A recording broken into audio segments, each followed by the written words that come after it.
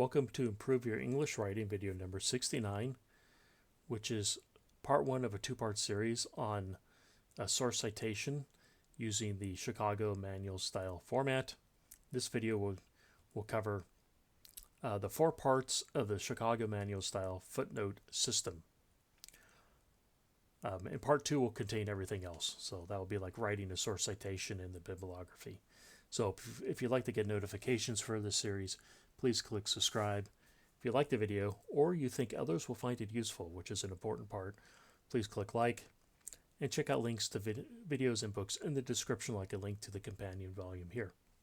So let's talk about the 4 parts of the Chicago manual style footnoting system. So let's just cover a little bit of basic information. A source is cited with a superscript number in the running text, like you'd you'd be reading and you'd have this superscript number like this that points to a footnote at the bottom of the page or to an endnote at the end of the document.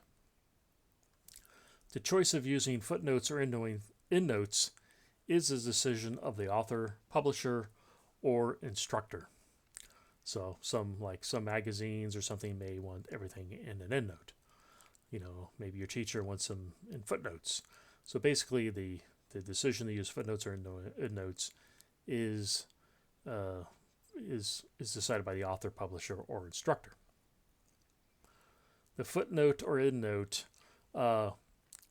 contains all the source information, or it points the reader to the bibliography section at the end of the document with all the source information. So rather it contains all the source information, or it contains enough information to point you to the bibliography section. So here's an example of footnotes at the bottom of a page. So just reading this is from the book. I'm on page 48. So what you'd see is you'd see text on the page, and I'm really zeroing in on the bottom of a page. You would have the text, you would have a horizontal line, and then you would have all the footnotes. So just reading the text is list footnotes at the bottom of the page beneath a short horizontal line. Most word processors do this automatically. Indent the first line a ½ inch. So notice how these numbers are indented. These are indented a ½ inch. So indent the first line a ½ inch and align any runover. Runover is any additional line. So that's a second, third, fourth line. Indent any runover with the left margin. Notice that so here's footnote number 1. It's indented a ½ inch, and the second line actually starts at the left margin. Note numbers are regular size, not superscript. I just want to say, and I've inserted footnotes just randomly, just for examples. Place all endnotes at the end of the document. So you place them at the end of the document and before the bibliography. List the endnotes after a centered notes. So any endnotes. So at the end of the document, then the next page would be a page that has the word notes centered at the top. And then you format the endnotes just like footnotes. So they would appear like this. So we're going to get in how to write these, but this is what a group of footnotes would look like. A bunch of endnotes would just be, they look like this, but they would just be on the page. So what are the 4 parts of the Chicago manual style footnoting system? Well, the first part is the note number, which we've sort of talked about. Use sequential superscript numbers in the running text. So it has to be sequential, 1, 2, 3, 4, and superscript. So like an example, like your first footnote would be 1, and your second footnote would look like this, number 2. These are just examples. I mean, you can back up to this and actually see how they were sequential 1, 2, 3, 4, just like this.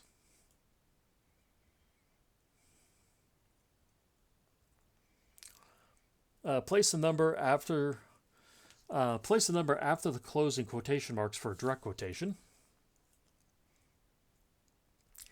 or at the end of a sentence or clause. So when you have a direct quotation, it comes after the closing quotation marks, and you can put the superscript number at the end of a sentence or clause. and place it after any punctuation except the dash. So if it comes after a sentence, you put it, you'd have the last word, period, and then you would put the superscript number. Or if you had a clause, be a clause, and then maybe you had a comma, and then you put the superscript number. Because numbers cannot repeat, you can't have 1, 1, or they can occur out of order, like you can't have 2, 1. You have to repeat the citation. So that's the thing, is that you can, the numbers have to be sequential, and you can't repeat, and you can't have them out of order. You can't suddenly, because let's say you want to reference, this occurs when you want to reference like the same source, or let's say you want to reference the same source, like 1 and 1. We can't do that. You'd have to just say 1, 2, and both 1 and 2 would be the exact same source citation.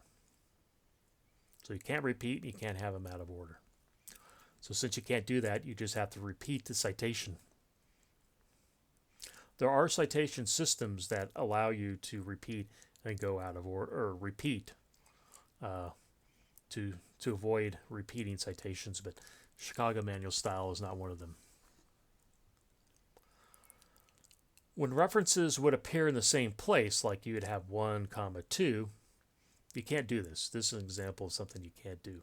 So when references would appear in the same place, combine them into a single reference like 1. Then what you do is you separate the different source citations in the footnote. So what you do is you have a single footnote, you have a single source citation, and you separate the different sources, or the different source citations, with semicolons in the footnote or endnote. So that's what you do. You combine them all. You combine the numbers in the running text, and you combine them all in the footnote or endnote, and you separate them with semicolons. Because we'll find out that you don't use a semicolon to separate any of the information in a source citation, so it leads itself very naturally to separating different sources. The second part is what we're going to call a full note or full citation. A footnote or endnote this is a footnote or endnote that contains all the necessary source information. So that's like the author's name, the work title, the publication date, and all other publication details.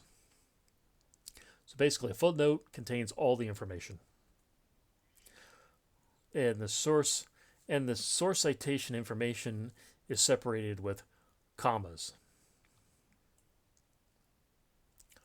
The third part of a footnote system is what was called a shortened note or shortened citation. It's a footnote or endnote that contains only the author's last name. So here we have the author's name. Could be, first, middle, last. But here the shortened citation contains only the author's last name, a shortened work title. So you take the work title and you shorten it to the key, or you use only 4 or fewer words for that title. And any applicable page numbers. This is optional. You don't have to have page numbers, but if you do have page numbers, it would contain it. You could actually just have a shortened source citation, which is just the author's last name and the work title. So, and the source information and the citation information is separated with commas. The fourth part in the footnote system is the bibliography. A bibliography contains all the works cited in the footnotes or endnotes. So it's really a listing of all the works, and it's alphabetized by the author's last name. Each entry contains all the necessary source information: author's name, work title, publication date, and so on, publication details and so on. So it's like it's very similar to a full citation, how it's written. but the citation information is separated with periods. In a full citation, it was separated with commas. So, like I said before, there's a lot of similarities between the full note and the bibliography entry. The bibliography entry. The bibliography contains all the works cited. It can also contain other consulted works. So, those four components are used in one of two ways. This may lead to a little bit of confusion with the Chicago Manual style because it talks about, if you go through the book, it actually has like examples of the full, short, and bibliography. I think people may be a little confused on how to use these four components, but you use them in one of two ways. Rather, you have notes with a bibliography. In that case, all the footnotes and endnotes are shortened notes. And the reader reads the short notes, and the reader may refer to the bibliography for further source information. So when you have a bibliography at the end, your footnotes or endnotes should be shortened notes. I see people using, well, we're going to get to this. I see people using full notes. Or you can use the four parts. You can use a notes without a bibliography. In that situation, the first footnote or endnote to a specific work is a full note. And all subsequent footnotes or endnotes to the same work are shortened notes. I got to tell you, I actually prefer, this is just a personal preference, I actually prefer the notes with bibliography because what happens is, on this second one, now it is true, you don't have to have a bibliography. But I hate it when I'm reading through one that doesn't have a bibliography and I come, I'm reading halfway through the article or something and I look at the source citation and it's a short note. That forces me to now go through all the footnotes from the beginning and look for the full citation. I just don't like it because it causes me to search. That's why I personally like a bibliography, because they're short notes and I have enough information to go to the bibliography. I know I know to go to the bibliography and go straight to they're all listed by author's last name, so I know basically where to go. To me, it's easier to look stuff up. I don't know, personal preference. You do what you want, but so you use this system in one of two ways. This is how so those four components are used in one of these two ways. Well, that's it for this video. If you'd like to get notifications for this series, please click subscribe. If you like the video, please hit like and check out links to books and videos in the description.